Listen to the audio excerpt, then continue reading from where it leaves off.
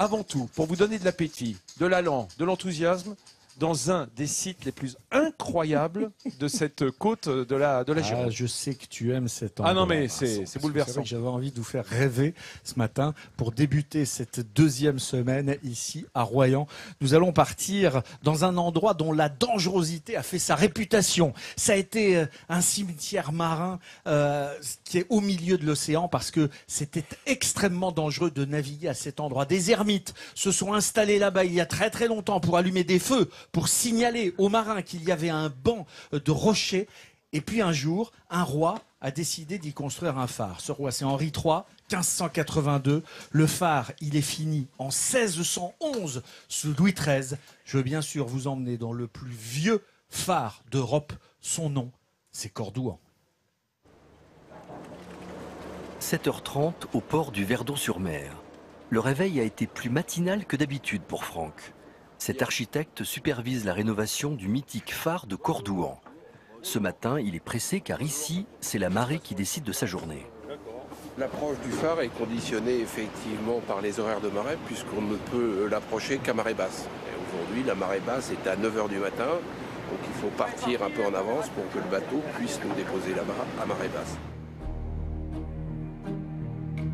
Depuis 2013, le phare est en pleine rénovation. Offert à la houle et aux embruns, ce monument du XVIIe siècle est une prouesse architecturale littéralement posée au milieu de l'océan. Dernier phare en mer encore en activité, il fascine notre architecte.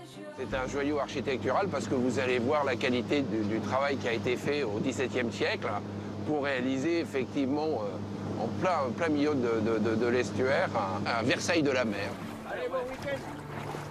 Franck et son équipe ont moins d'une heure pour faire le tour du chantier. Une course contre la montre pour ne pas rester coincé ici jusqu'au lendemain à cause de la marée. Il faut faire vite, c'est donc au pas de charge et dans un paysage lunaire qu'ils rejoignent ce Versailles de la mer. Un joyau qui se mérite, le chemin est semé d'embûches.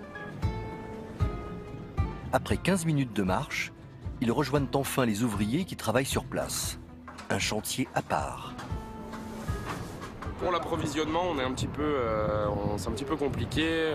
Faut bien tout penser en amont et rien oublier avant de venir ici. Travailler sur le phare, ce n'est pas une mince affaire pour les tailleurs de pierre, car ils doivent respecter les techniques appliquées ici il y a plus de 400 ans. La difficulté, c'est que c'est vraiment, vu que le phare est cylindrique, toutes les pierres tournent, donc c'est vraiment le plus de l'ouvrage, où vraiment on prend plaisir à tailler les pierres, vu qu'il y a un niveau de complexité qui est un peu plus élevé que sur une façade qui est toute droite. Pour les ouvriers, le phare devient le temps des travaux leur nouvelle maison. Toute la semaine, ils dorment sur place dans ces chambres quelque peu spartiates. Mais s'ils veulent retrouver un peu de confort, ils peuvent rejoindre Pascal. C'est le gardien du phare, l'un des derniers du genre en France. Son travail est rude, mais il offre aussi des moments uniques. C'est carrément magique parce que bon, on est au large, le plateau se découvre donc à toutes les marées basses et c'est quand même un milieu complètement naturel. Et donc c'est assez magique de travailler ici. Ouais. L'aventure de ces ouvriers pas comme les autres va durer encore un long moment. La restauration du roi des phares devrait s'achever en 2021. Ah là là là là, un endroit qui fait rêver, extraordinaire. Alors, je me renseignais après l'émission pour savoir à quelle heure est la marée basse, parce que la seule chose qu'on ne peut pas prévoir, évidemment, il y a des bateaux qui partent ici du port pour visiter le phare de Cordouan. La seule chose qu'on ne sait pas, c'est les horaires, parce que ça dépend de l'horaire de la marée basse, Olivier. Ah oui. Ouais, c'est ça. Et tu sais que moi, j'y ai dormi une nuit. Mais non, la chance. Dans la chambre du roi, pour faire un reportage, et c'était au plein mois de janvier pendant la tempête. Je peux vous garantir que c'était génial. Ouais, mais tu te sens un petit peu seul, non? Même pas peur. Même pas peur. C'est vraiment oublié des hommes. Il doit y avoir du vent. Tu sentais le vent ou pas? Il y avait du vent, il y avait des vagues. Ah ouais, et il faisait froid, il avait même neigé. Et c'était un moment particulier. On a dormi parce que c'est pas chauffé. Hein. J'allais te poser la question. La chambre du roi, donc j'avais 4 seins duvet, 10 couvertures, un bonnet. Mais c'était quand même agréable. Et vous étiez tout seul? Vous étiez tout seul dans Alors, il y avait les gardiens et nous, on tournait un reportage sur Jean Gomis. C'est pas à ça que pensait Catherine non, quand elle c'est demandait pas si t'étais tout seul. Dans le lit, elle voulait dire. Hein, Catherine, Catherine. j'étais tout seul. Ouais. J'étais avec mon caméraman, mais il était à côté. Ce qu'il faut savoir, c'est que c'est un phare unique au monde parce qu'il cumule les trois aspects. Il est ouvert au public, ce qui est de plus en plus rare. Il continue à avoir des gardiens. C'est le dernier phare en France, voire en Europe, à conserver des gardiens. Et c'est un phare de pleine mer. Et il y en a de moins en moins de ces phares de pleine mer. Avec les systèmes GPS, avec les systèmes de navigation par satellite, c'est de moins en moins utile. Et puis c'est là qu'a été expérimenté le système de lentilles-Fresnel. C'est à Cordouan qu'on a inventé ce fameux système de lentilles qui fait voir l'éclat du phare très très loin. Et c'est un endroit absolument génial. Il y a un autre phénomène qu'on peut découvrir, Françoise, et là je m'adresse à Catherine, pardon. Voilà, eh ben, voilà. Alors, Et je vais vous dire un truc. Geneviève. Je vais vous avouer une chose. J'ai dans l'oreillette, voilà, quelqu'un qui s'appelle Christophe Guillaumard qui me dit tiens, c'est pour Françoise. C'est pour ça que j'ai répété bêtement. C'est pour Françoise, alors que c'est Catherine. Et puis il faut rappeler qu'on est sur France Télévisions et que c'est vrai qu'il y a quand même TF1 d'un côté, France Télévisions de l'autre et que nous on est plus habitués à ta sœur. Ah mais je croyais que tu allais dire des choses sympas pour moi. Et t'es en train de dire des trucs du genre TF1 c'est moins bien que pas du tout. Non, mais on n'a pas dit ça. Ah, bon, mais oui. on est plus habitués à Françoise. Si je vous dis mascaré. Oui, oui, le la mascaré marée. ici, c'est connu. Hein. Oui. On a des images de ce mascaré. C'est impressionnant, oui, c'est beau d'ailleurs. Dans l'estuaire de la Gironde. Et c'est absolument magnifique. Je vais m'en sortir sur le mascaré. C'est à chaque grande marée.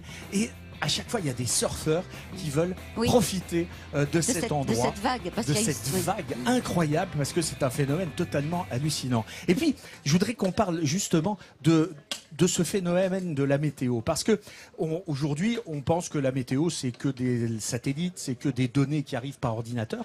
Or, il y a encore un facteur humain extrêmement important, parce qu'il y a des gens partout en France et partout en Europe qui font des relevés météo tous les jours, plusieurs fois par jour. Par exemple, à l'aéroport de Royan, il y a des données qui sont récupérées et ces données, elles arrivent directement à Météo France et chez vous après. Oui, c'est ça.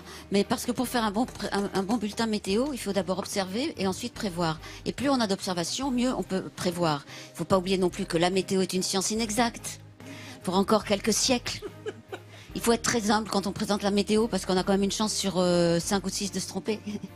Donc voilà. Et sinon, oui, en effet, le climat change selon la météo, mais selon aussi ce qu'on appelle les phénomènes orographiques, c'est-à-dire quelle est la géographie du sol. C'est vrai que des nuages au-dessus du bassin d'Arcachon n'ont pas la même valeur que des nuages au-dessus du Massif central.